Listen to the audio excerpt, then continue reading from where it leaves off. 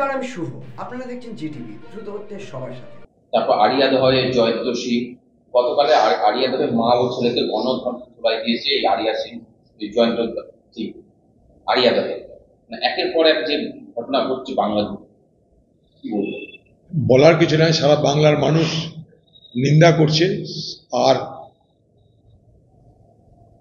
সন্দেশখালীর পর চোপড়া আর শুধু বাংলার মধ্যেই সীমাবদ্ধ নয়, সারা দেশ জুড়ে তার প্রতিবাদ হচ্ছে, নিন্দা হচ্ছে। চোপড়ার ঘটনার নিন্দা সারা দেশ জুড়ে হচ্ছে। এতে বাংলার ভাবমূর্তি শেষ হয়ে যাচ্ছে এবং বাংলা সম্পর্কে সারা ভারতবর্ষের মানুষের মধ্যে একটা ভয়াবহ বিভীষিকা ধারণা তৈরি হচ্ছে। আমরা কোন বাংলায় বসবাস করছি, যেখানটাই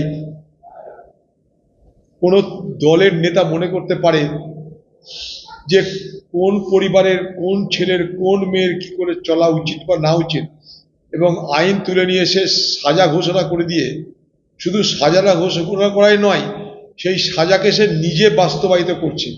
অর্থাৎ একটা তৃণমূলের নেতা, সে একদিকে লিডার, সে একদিকে উকিল, একদিকে বিচারক, আরেকদিকে সে শাস্তি দেওয়ার মালিক। অর্থাৎ লিডার, সে জাজ, সে প্রসিকিউটর, সে এক্সিকিউশনার। এ অদ্ভুত এক জমানায় বাস করছি আমরা, যেখানটায় শুধুমাত্র শাসক দলের ছত্রছায়ায় থাকবার সুবাদে যা খুশি তাই করবার অধিকার অর্জন করা যায়। সেখানটায় আমার আপনার ঘরের স্বাধীন আমরা যারা বয়স্ক, যারা তাদের কিভাবে চলবো না চলবো, কি খাবো না খাবো, কেমন করে তাকাবো না তাকাবো, কার সঙ্গে গল্প করব না করব, সমস্ত কিছু দায়িত্ব যেন তৃণমূলের নেতা নেত্রীরা নিয়ে নিয়েছে। তার বাইরে গেলেই তাদের উপরে মধ্যযুগীয় বর্বরতায় অত্যাচার হচ্ছে। আমি এটাকে বলবো মধ্যযুগীয় বর্বরতা। কারণ যেখানে মানুষের স্বাধীনতার কোনো মর্যাদা হয় না, সম্মান হয় না, এ বাংলা কোথায় এগিয়ে চলেছে এটা ভেবে আমি আতঙ্কিত হচ্ছি। 100বার অ্যাডমিনিস্ট্রেটিভ ব্যর্থতার পাশাপাশি পশ্চিমবঙ্গের তৃণমূল পার্টি এবং তৃণমূলের সরকার, তারা নিজেরা প্রশ্রয় দিচ্ছে শুধুমাত্র তাদের নিজেদের দলকে, নিজেদের লোককে ধরে রাখার জন্য। প্রশাসন মনে করলে 24 ঘন্টার মধ্যে ঠিক করে দিতে পারে। দিদির নবান্ন থেকে বলল হকার উচ্ছেদ করো, প্রশাসন আদা জল খেয়ে সব হকারদের উচ্ছেদ করতে লেগে গেল শুধুমাত্র দিদির একটা নির্দেশে। তো দিদির যে তার নির্দেশ থাকে যে পশ্চিমবঙ্গ থেকে সমস্ত অপরাধীদেরকে, বিশেষ করে তৃণমূলের মধ্যে আশ্রয় নেওয়া সেই সমস্ত অপরাধীরা যারা পুলিশের ছত্রছায়ায়, তৃণমূল পার্টির ছত্রছায়ায় যারা অত্যাচার অনাচার হিংসা করছে, যা খুশি তাই করছে, তাহলে সেটাও সেই হকার উচ্ছেদের মতো তৎপর হয়ে পুলিশ রাতারাতি সেগুলো সামলে দিতে পারে বলে আমি মনে করি। হকার উচ্ছেদে সাধারণ মানুষের যারা রুটি রুজি করে তাদের পেটে লাথ পড়ে, তারা কাঁদে, তারা হতাশ হয়। এবং যদি আজকে অপরাধীদের বিরুদ্ধে মুখ্যমন্ত্রীর নির্দেশে পুলিশ শুরু করে তার অভিযান, তাহলে বাংলার মানুষ কিন্তু খুশি হবে বলে আমি মনে করি।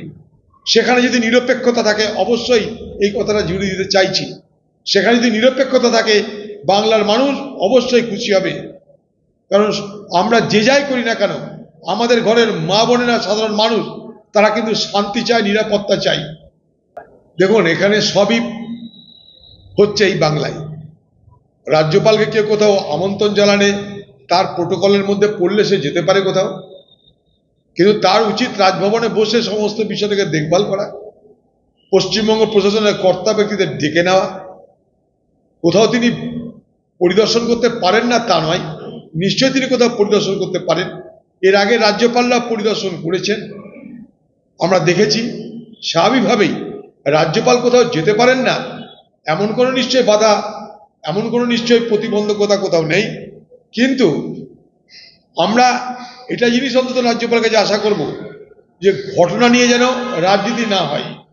পশ্চিমবঙ্গের দুর্ভাগ্য এটা যে সব কিছুর মধ্যেই রাজনীতি করবার এক দুর্গন্ধ আমরা দেখতে পাচ্ছি।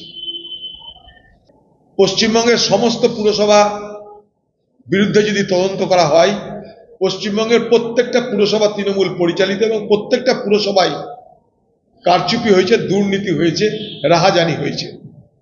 একটা না, পশ্চিমবঙ্গের প্রত্যেকটা পুরসভা। কিন্তু পশ্চিমবঙ্গের মুখ্যমন্ত্রী মমতা ব্যানার্জির ক্ষমতা নেই যে সেই সমস্ত পুরসভার বিরুদ্ধে নিরপেক্ষ কোনো তদন্ত করবার। মানুষের উপর প্রত্যেকটা পুরসভা পশ্চিমবঙ্গে শুধুমাত্র তাদের ক্ষমতার ধরে রাখার কারণে এবং ক্ষমতাকে জিইয়ে রাখার কারণে আজ এক অত্যাচারের স্টিম রোলার চালাচ্ছে। তারই পরিণাম পশ্চিমবঙ্গের শহরে শহরে আজকে তৃণমূলের বিরুদ্ধে ভোট পড়ছে।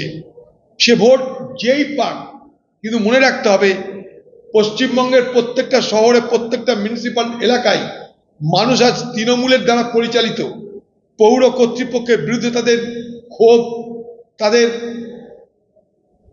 তাদের যে আপত্তি, তাদের যে প্রতিবাদ, সেগুলো তারা প্রতিফলিত করেছে নির্বাচনের ব্যালটে। আইসিডিএস নিয়ে তো রাজনীতি হয়, আপনারা জানেন। তাদেরকে এখনো পর্যন্ত রাজ্য সরকারকে বারবার বলা সত্ত্বেও তাদেরকে এখনো পর্যন্ত কর্মচারী হিসেবে ভূষিত করবার কোনো প্রচেষ্টা রাজ্য সরকারের কাছ থেকে আমরা দেখতে পেলাম না। সে আইসিডিএস বলুন, সেলফ হেল্প গ্রুপ বলুন, এগুলোকে বাংলার তৃণমূল ক্রমশ তাদের পার্টির ক্যাডার এবং পার্টির আন্দোলনকারী, পার্টির প্রচারকারী হিসেবে ব্যবহার করতে চাইছে। ফলে তাদের নিজস্ব অধিকার, স্বাধীনতা বলে কিছু নেই। তাই যেখানে আইসিডিএস এর নিজস্ব অথরিটি নেই, সেখানে তৃণমূল নেতা রংবাজি করবে, তার মধ্যে অবাক হওয়ার কিছু কারণ আমি দেখি না। বিভিন্ন জায়গায় সরকারি জমি খালি হয়, সেখানে দেখা যাচ্ছে শাসক দলের যে জেলা কার্যালয় সরকারি জমিতে, এছাড়া বহরমপুর শহরের কার্যালয়, একাধিক প্রচুর কার্যালয় রয়েছে সরকারি জায়গায়। এবং দেখুন, বেশিরভাগ রাজনৈতিক দলের যে কার্যালয়, সেগুলো তো সাধারণত রাজনৈতিক দলের লোকরা কেনে কিনা আমার জানা নাই। সেগুলো লিজ বা অন্য কোনোভাবে ব্যবস্থা করে তবেই সেখান থেকে কার্যালয় হয়। তো স্বাভাবিকভাবেই রাজ্য এগুলো দেখবে, কারণ পার্টি অফিস মানে সেটা সরকারি জমির উপরে বেশিরভাগ ক্ষেত্রে হয় বলে আমি জানি। বাকি আজকে অনেকে পয়সা বলে তারা নিজেরা করে কিংবা ভাড়া নেয়। রাজ্য দেখবে, কারণ এগুলো ল্যান্ড ডেভেলপমেন্ট অথরিটির বিষয়। ল্যান্ড ডেভেলপমেন্ট অর্থাৎ ভূমি সংস্কার দপ্তর, তারা এগুলো দেখে কোথায় কি হয়েছে না হয়েছে। তবে রাজনৈতিক দলের কার্যালয়গুলোর ব্যাপারে সরকারের নিশ্চয় উচিত তার পরিপ্রেক্ষিতটা বিবেচনা করে সিদ্ধান্ত নেওয়া। কারণ বেশিরভাগ পার্টি অফিসের কার্যালয় সেটা কিন্তু সাধারণভাবেই সরকারি জায়গায়, সরকারি বদান্যতায় হয়ে থাকে। তারপরে সরকারের সিদ্ধান্ত তার কাছে। সরকার যে দুজন জিতেছে উপনির্বাচনে, তাদের সকল নিয়ে একটা সমস্যা তৈরি হয়, যে সমস্যা কবে মিটবে। এটা খুব সামান্য, এগুলো ইগোর লড়াই, অহমিকার লড়াই। দিদি বড় না দাদা, রাজ্যপাল বড়, রাজ্যপাল বড় না রাজ্য বড়, উভয় একটা সমঝোতা করলে এখনই মিটে যায়। এটা উভয়ের মধ্যে অহমিকার লড়াই, ক্ল্যাশ অফ ইগো, আর কিছু না।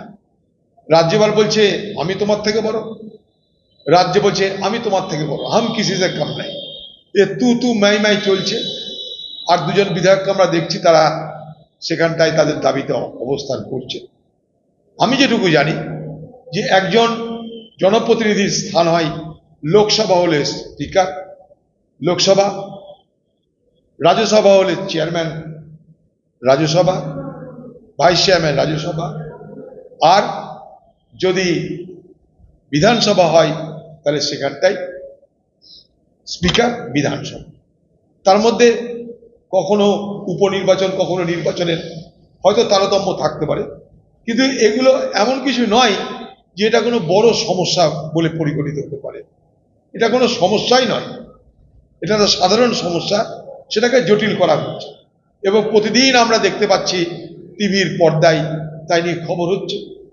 যারা অবস্থান করছে তারাও প্রতিদিন কিছু না করে টিভির চেহারায় চলে আসছে, আর যারা তাদের শপথ করতে দিচ্ছে না তারাও প্রতিদিন খবরে চলে আসছে। তো বাংলায় খবরই খবর, বাকি সব বেখবর। শুধু তৃণমূল আর রাজ্যপালের খবর, বাকি সব বেখবর। এ বাংলায় বর্ষা, এ বাংলার বন্যা, এ বাংলার জলসংকট, এ বাংলার পানি জলের সংকট, এ বাংলার রুটি রুজি সব বেখবর।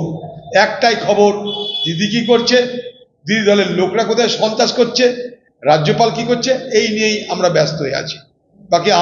বাকি সমস্যা নিয়ে আমাদের কোনো ভাবনা নেই, চিন্তা নেই। আপনারা এতক্ষণ দেখছিলেন জিটিভি, দ্রুত হচ্ছে সবার সাথে। জিটিভির আরও নতুন নতুন খবরে আপডেট পেতে এক্ষুনি লগ ইন করুন www.gtblivenews.com।